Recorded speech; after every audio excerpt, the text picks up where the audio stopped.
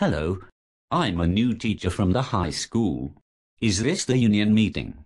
Yes, you're in the right place. Today we are discussing furlough days and teacher pay freezes. I hope I will still make enough to go on that vacation to Tahiti this summer. What are the furlough days? California only pays for 175 school days, but our school is open for 180. So we are running schools for 5 days without even getting any fucking money. Hi, did you get a soda? We have beer too. Help yourself. The union president would prefer that we only drink after the meeting, but sometimes we get in a couple of beers and have a nice buzz for the meeting. What is on the agenda? Well, we really need to talk about how we are going to make things difficult for students and parents so that people will call the legislators for us so that we can get more money. Most parents are stupid enough to not question when the furlough days are.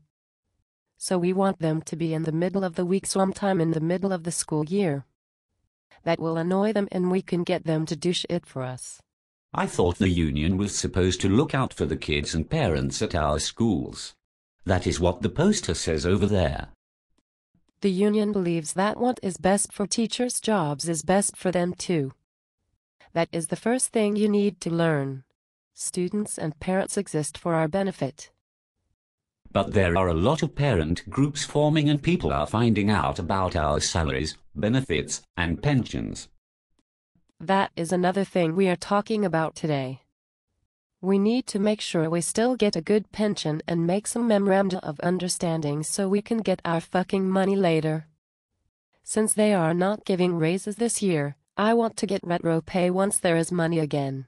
So once there is money, the union wants it all to go to pay back the teachers for not giving raises. This is crazy. You want to wait until California gets money so that the union can take it? Yes, of course. It belongs to us. You want to retire early and get a nice paycheck, don't you? Plus free health care for life. The state can always pay more anyway. It is a great idea. But you cannot keep doing that. At some point, the district will not be able to make payroll. What will you do then? We will get the money. We have union people all over. We get people elected and give them contributions, and we get protection. You've watched the Godfather movies, right? Same thing with the union and the politicians. We just keep doing what we want to, and get paid. You just don't get it, do you? Listen. You do whatever. Give some tests and lots of homework. Start things out slowly. Then start turning up the heat. Kids and parents are like frogs. If you put frogs in boiling water, they jump out. But if you put them in cold water, they are happy and think everything is okay. The dumb fucks actually like it. But then you heat up the water slowly, and the frogs are still happy. They are happy until they die. And that is what we're trying to do. It's plain to me that this cannot go on forever. You really think even 3 years from now things will be the same? Teachers who retire early and collect their pensions, and then get another job, are the new targets now. I think you are the one that doesn't get it. Look, parents can do whatever they want. We will still be here. As long as everybody thinks that school is the only place where you learn things, nothing will change really. That is how we have survived and we keep surviving. We set things up so that we get our money. That is the very thing that may change. Marie Antoinette thought things would be fine, too. Right up until she was decapitated, we won't have the pensions we see now. They will renegotiate everything. The union can organize strikes and protests, but people aren't sympathetic anymore. There are many people now who are not working, and would be happy to do our job for half the pay. But everybody loves teachers.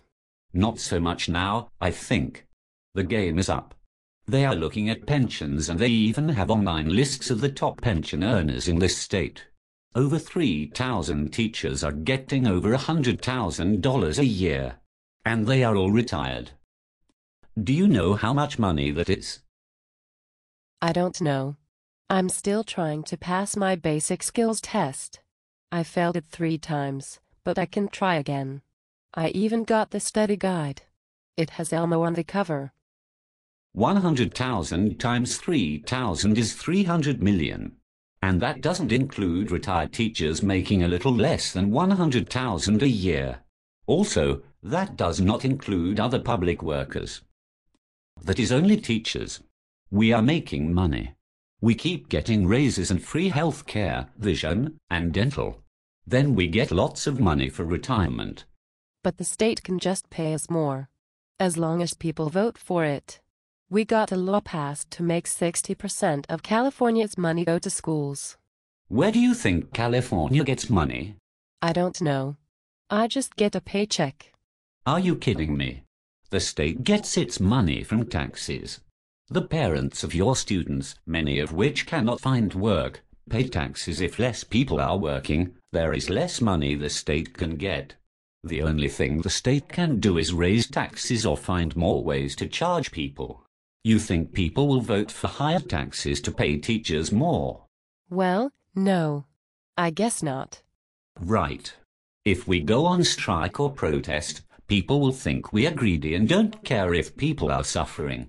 We've taken so much money, and people did not care because everybody was making money. Now people are looking for ways to save money. We killed the goose that laid the golden egg.